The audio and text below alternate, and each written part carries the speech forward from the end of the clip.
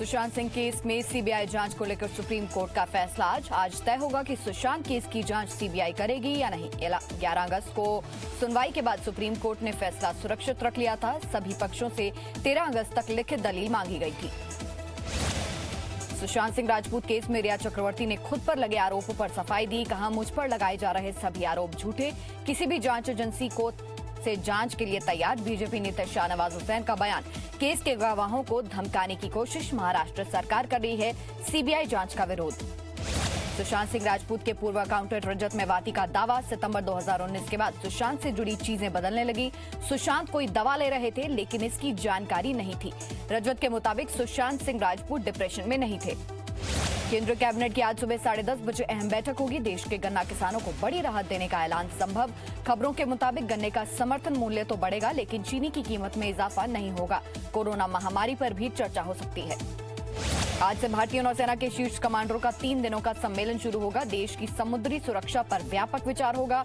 रक्षा मंत्री राजनाथ सिंह उद्घाटन भाषण देंगे। नौसेना ने पिछले दिनों हिंद महासागर में अपने कई युद्धपोतों को तैनात किया है। चीन ने अपने सबसे आधुनिक लड़ाकू विमान चेंगडू J-20 को होतान एयरबेस पर तैनात किया। होतान एयरबेस लद्दाख से 200 मील की दूरी पर है। होतान एयरबेस की सैटेलाइट इमेज में 2 चेंगडू J-20 लड़ाकू विमान दिखे। भारत के रफाल की वजह से तैनाती के कयास। चीन और पाकिस्तान की हरकतों का जवाब देने के लिए वायुसेना की तैयारी। पश्चिमी मोर्चे पर तैनात किए हल्के स्वदेशी तेजस लड़ाकू विमान। प्रधानमंत्री मोदी ने 15 अगस्त पर लाल किले से किया था जिक्र। चीन से जारी तनाव के बीच फैसला। बॉलीवुड अभिनेता सलमान खान की हत्या की साजिश रचने वाला आरोपी उत्तराखंड से गिरफ्तार। राहुल ने इसी साल जनवरी में सलमान खान के घर की रेकी की थी। गैंगस्टर लॉरेंस बिश्नोई के कहने पर रची गई थी साजिश। कई और वारदात में शामिल होने का खुलासा। फिल्म अभिनेता संजय दत्त इलाज के लिए मुंबई के कोकिलाबेन अस्पताल में भर्ती। संजय दत्त ने लोगों से खुद के लिए दुआ करने को कहा। पत्नी मान्यता न की भावुक अपील। बीमारी के स्टेज को लेकर कयास न लगाएं, अभी मुंबई में ही होगा इलाज। पाकिस्तान के प्रधानमंत्री इमरान खान का अहम बयान। कहा, पाकिस्तान का भविष्य चीन के साथ, पाकिस्तान की तरक्की चीन से जुड़ी है। चीन पाकिस्तान का अच्छा दोस्त है। रिश्ते को और मजबूत करने की कोशिश जारी है।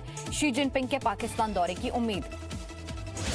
सऊदी अरब के क्राउन प्रिंस मोहम्मद बिन सलमान ने पाकिस्तान के सेना प्रमुख जनरल कमर जावेद बाजवा से मिलने से किया इनकार। सूत्रों के हवाले से खबर, बाजवा को सऊदी अरब के उपरक्षा मंत्री खालिद बिन सलमान से मिलवाया गया। पाकिस्तान के विदेश मंत्री के बयान को लेकर है नाराजगी।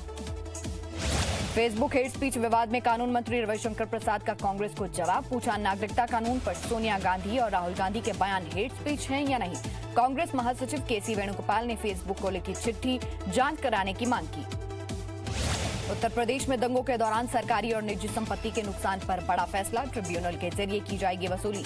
योगी सरकार ने लखनऊ में और मेरठ में 2 ट्रिब्यूनल के गठन को मंजूरी दी। ट्रिब्यूनल के फैसले को कोर्ट में नहीं दी जा सकेगी चुनौती।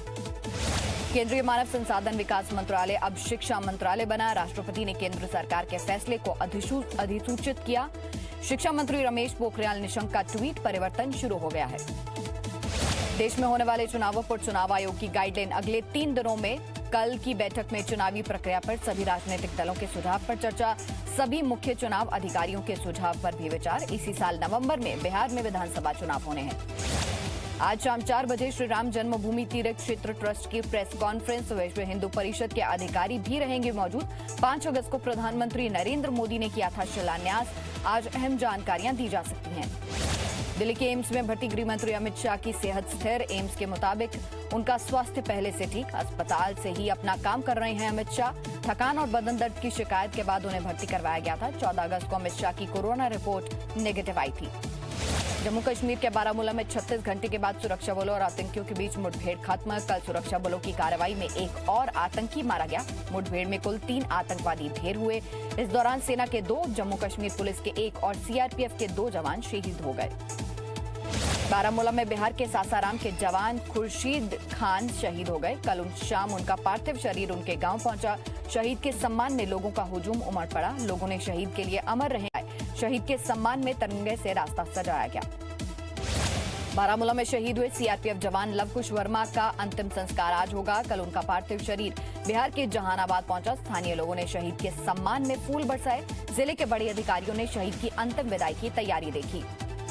सुप्रीम कोर्ट ने पीएम केयर्स फंड का पैसा राष्ट्रीय आपदा राहत कोष में ट्रांसफर करने की याचिका खारिज की। सुप्रीम कोर्ट ने कहा पीएम केयर्स फंड भी चैरिटी फंड ही है, इसीलिए रकम ट्रांसफर करने की जरूरत नहीं।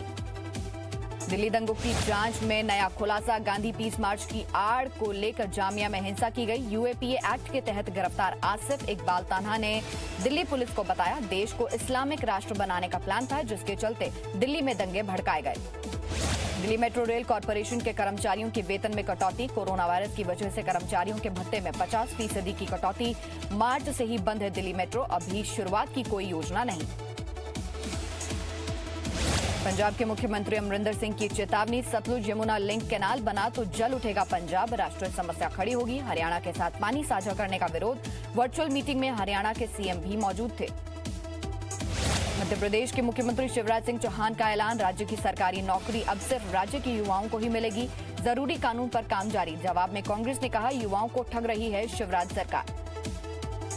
यूपी के बीजेपी नेता उमेश द्विवेदी का दावा, पार्टी गरीब ब्राह्मणों का जीवन और स्वास्थ्य बीमा करवाएगी। बीएसपी अध्यक्ष मायावती ने कहा योगी सरकार की कमियों पर पर्दा डालने की कोशिश। कांग्रेस बोली बीजेपी को राजनीतिक जमीन खिसकने का डर।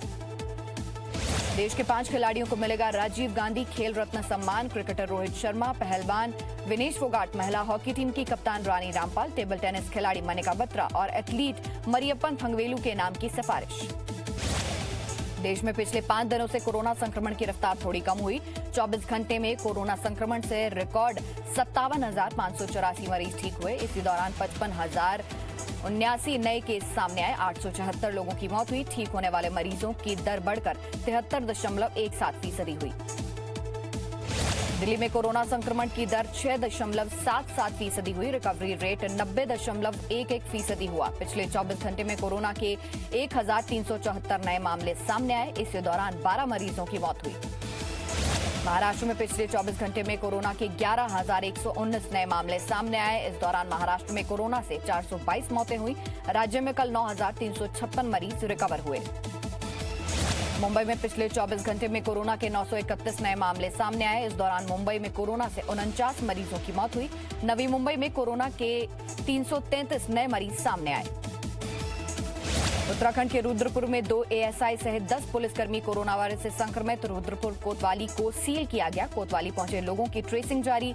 अगले 3 दिन कोतवाली का काम चौकियों से किया जाएगा। पंजाब के संगरूर में बने आइसोलेशन सेंटर की तस्वीरें वायरल। भांगड़ा करते दिखे मरीज। लड़कियां हाथों में मेहंदी लगाकर तीर बना रही हैं। वायरस के चलते मानसिक दबाव कम करने की कोशिश। उत्तराखंड के चमोली में हो रही लगातार बारिश से पुल बहाल। लोग जान जोखिम में डालकर नदी पार करने को मजबूर। बल्लियों को नदी में लगाकर एक छोर से दूसरे छोर पर जा रहे हैं गांव के लोग।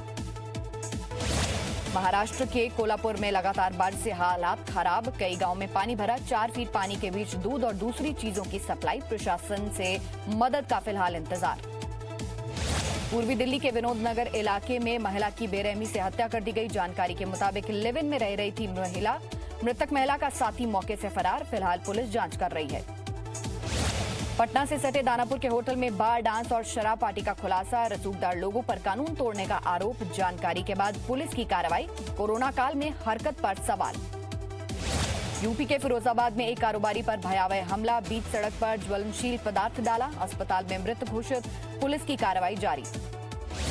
जयपुर के एक पटाखा गोदाम में आग लगी। एक व्यक्ति घायल हुआ। इलाज के दौरान उस व्यक्ति की मौत हो गई। आग की वजह शॉर्ट सर्किट बताई जा रही है। अवैध रूप से रखे गए थे पटाखे। आग बुझाने के लिए फायर ब्रिगेड की 5 गाड़ियों ने आधे घंटे तक मशक्कत की। बिहार के मोतिहारी में पुलिस पर हमला। सड़क दुर्घटना में एक व्यक्ति की मौत के बाद मौके पर पहुंची थी पुलिस। पुलिस वालों ने किसी तरह भागकर जान बचाई। NH-28 पर काफी देर तक जाम लगा रहा।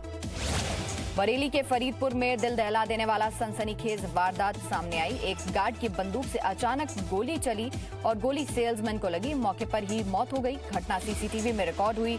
पुलिस ने वीडियो के आधार पर जांच शुरू कर दी है। यूपी के झांसी जिले में ज्वेलर शॉप से शातिर बदमाशों ने 2 लाख रुपए के गहने चुराए। आरोपियों की तस्वीर सीसीटीवी में रिकॉर्ड हुई। दुकान और बाजार में लगे सीसीटीवी में रिकॉर्ड हो गई आरोपियों की तस्वीर। मामले की जांच में जुटी पुलिस। किसी की फिलहाल गिरफ्तारी नहीं हुई है।